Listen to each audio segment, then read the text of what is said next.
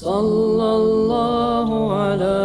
محمد صلى الله عليه وسلم صلى الله على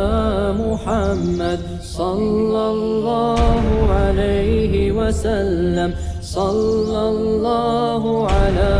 محمد صلى الله عليه وسلم۔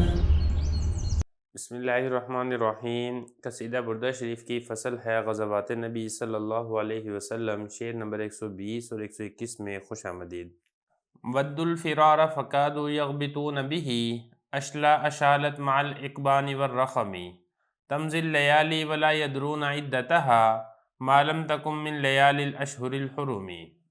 وہ دشمن بھاگنے کے خواہش مند تھے اور قریب تھے کہ ان مسخ شدہ لاشوں پر رشک کرنے لگتے جو گدھوں اور چیلوں کے نوچ نوچ کر کھانے کی وجہ سے اٹھ گئیں۔ راتیں گزرتی رہیں اور انہیں ان کی گنتی کا علم نہیں تھا جب تک کہ راتیں حرمت والے مہینے کی نہ ہوتیں۔ ایک ایک لفظ کا ترجمہ دیکھ لیں۔ واو کا معنی ہے اور، ودو اس کا مطلب ہوتا ہے تمنا کرنا، محبت کرنا، فرار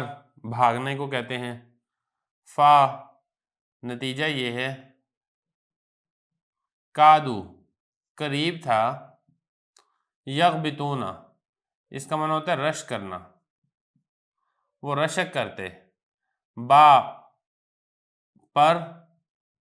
ہی اس، اشلا اس کا معنی اعضا، شالت اٹھ گئیں، مع کا معنی ساتھ، اقبان عقاب کو کہتے ہیں، رخم یہ ایک اور شکاری پرندہ ہے، تمزی اس کا معنی ہوتا ہے گزرنا، اللیالی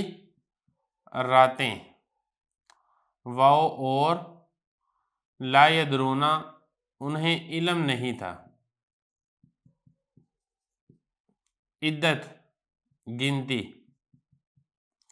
ہا ان کی یعنی ان مہینوں کی، ما جب تک، لم تکن نہ ہوتی، من سے، لیالی راتیں، اشہر مہینے، حرم حرمت والے احترام والے مہینے۔ لفظی ترجمے کے بعد اب چلتے ہیں اس کی تشریح کی طرف۔ مشرکین اور کفار کا جب مسلمانوں کے ساتھ اور نبی کریم صلی اللہ علیہ وسلم کے ساتھ جنگ کے اندر مقابلہ ہوتا تھا تو بتانا یہ چاہ رہے ہیں کہ مشرکین اور کفار یہ بھاگنے کی تمنا کرتے تھے، ان کی خواہش یہ ہوتی تھی کہ ہم میدان جنگ چھوڑ کر بھاگ جائیں اور ہمیں جنگ کا سامنا نہ کرنا پڑے۔ باوجود اس کے کہ عرب کے معاشرے کے اندر جنگ سے بھاگنا اور پیٹ پھیر کر چلے جانا یہ انتہائی عیب کی بات سمجھی جاتی تھی، لیکن کفار اور مشرکین کو اس عیب سے اور اس آر سے کوئی مطلب نہیں تھا، ان کو اپنی جان بچانے سے غرض اور مقصد ہوتا تھا اور ان کی کوشش یہ ہوتی تھی کہ جیسے کیسے کر کے ہم اپنی جان بچا کر بھاگ جائیں، لیکن ظاہر ہے آگے نبی کریم صلی اللہ علیہ وسلم ان کے مقابل ہیں، مسلمان ان کے مقابل ہیں جو ان کو بھاگنے نہیں دے سکتے تھے، تو پھر جب یہ میدان جنگ سے بھاگ تو نہ سکتے تھے کفار اور مشرکین، تو پھر ان کو ان مسخ شدہ لاشوں پر فخر ہوتا تھا، وہ مسخ شدہ لاشیں جن کو شکاری پرندے نوچ نوچ کر کھا گئے ہیں اور کچھ اس لاشوں کے ٹکڑے اور اعضاء جن کو شکاری پرندے اپنے ساتھ اٹھا کر لے گئے۔ آپ کو معلوم ہے کہ جو پرندے ہوتے ہیں ایک تو کچھ اس وقت ہی کھا لیتے ہیں لاشوں میں سے، اور اسی طریقے سے کچھ ایسا ہوتا ہے کہ جو اپنے بچوں کے لیے اور جو کمزور پرندے وغیرہ ہوتے ہیں ان کے لیے لاشوں کے کچھ ٹکڑے، گوشت کے کچھ ٹکڑے اٹھا کر بھی لے جاتے ہیں، یا اسی طریقے سے کمزور اور پرندوں کے بچوں کو کھلانے کے لیے۔ تو یہ جو لاشوں کے ٹکڑے تھے مسخ ہو چکی ہوتی تھی، ان کو میدان جنگ کے اندر اس قسم کی ہزیمت اور شکست کا سامنا کرنا پڑتا تھا اور ان کی جان نکلتی تھی اور یہ تمنا کرتے تھے کہ کاش یہ مسخ شدہ لاشیں ان کی جگہ پر آج ہم ہوتے،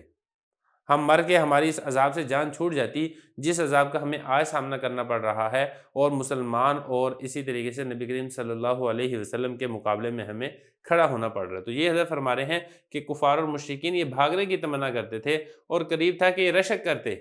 ان اعضاء یعنی ان مسخ شدہ لاشوں پر، شالت جو اٹھ گئیں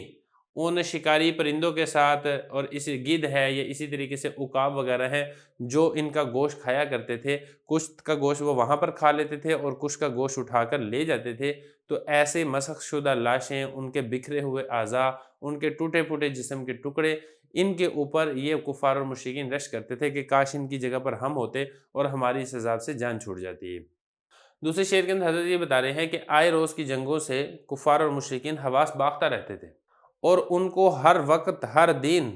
مصیبت کا سامنا کرنا پڑتا تھا۔ ان کو کوئی پتہ نہیں چلتا تھا کہ کون سا مہینہ اس وقت طلوع ہو گیا ہے اور کون سا مہینہ اس وقت جا رہا ہے۔ ہر وقت ان کو یہی عذاب اور اسی سزا کا سامنا کرنا پڑتا تھا کہ کہیں ایسا نہ ہو کہ ہمارا دوبارہ جنگوں میں نبی کریم صلی اللہ علیہ وسلم سے مقابلہ ہو جائے اور پھر ہمارے ساتھ ہمارے سر کے اوپر ایک نئی مصیبت نازل ہو جائے۔ تو لہٰذا وہ اس جنگ سے بچنے کی کوشش کیا کرتے تھے، اور اتنے حواس باختہ ہو چکے ہوتے تھے، ایسی ان کے اوپر مصیبت طاری ہوتی تھی کہ ان کو نہ دن کا علم ہوتا تھا نہ رات کا علم ہوتا تھا۔ البتہ یہ کہ جب حرمت والے مہینے آ جاتے تھے تب ان کی جان کو کچھ سکون آتا تھا۔ اصل میں یہ تھا کہ اس زمانے کے اندر 4 مہینے ایسے تھے جن کو حرمت والے یعنی احترام والے مہینے سمجھا جاتا تھا۔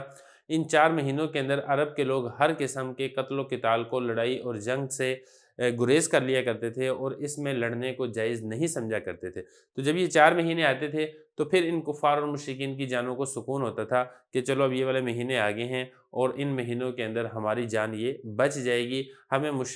مسلمانوں سے، نبی کریم صلی اللہ علیہ وسلم سے جنگ نہیں لڑنی پڑے گی۔ یہ 4 مہینے کون سے تھے؟ ان میں سے 3 مہینے تو اکٹھے آتے ہیں، ذی القعدہ، ذی الحجہ اور محرم، اور ایک مہینہ الگ آتا ہے اور وہ ہے رجب کا۔ یہ 4 مہینے حرمت والے مہینے شمار کیے جاتے ہیں، احترام والے مہینے شمار کیے جاتے ہیں۔ تو جب یہ والے مہینے آتے تھے تو پھر ان کفار اور مشرکین کو تھوڑا سا سکون آتا تھا۔ تو یہ حضرت فرما رہے ہیں کہ راتیں گزرتی رہتی تھی اور ان کو کچھ علم نہیں ہوتا تھا کہ ان کی کیا گنتی ہے، کون سا مہینہ چل رہا ہے، مہینے کی کون سی تاریخ ہے، ان کو کچھ پتہ نہیں ہوتا تھا جب تک کہ وہ راتیں حرمت والے مہینے کی نہ ہو جاتی ہیں۔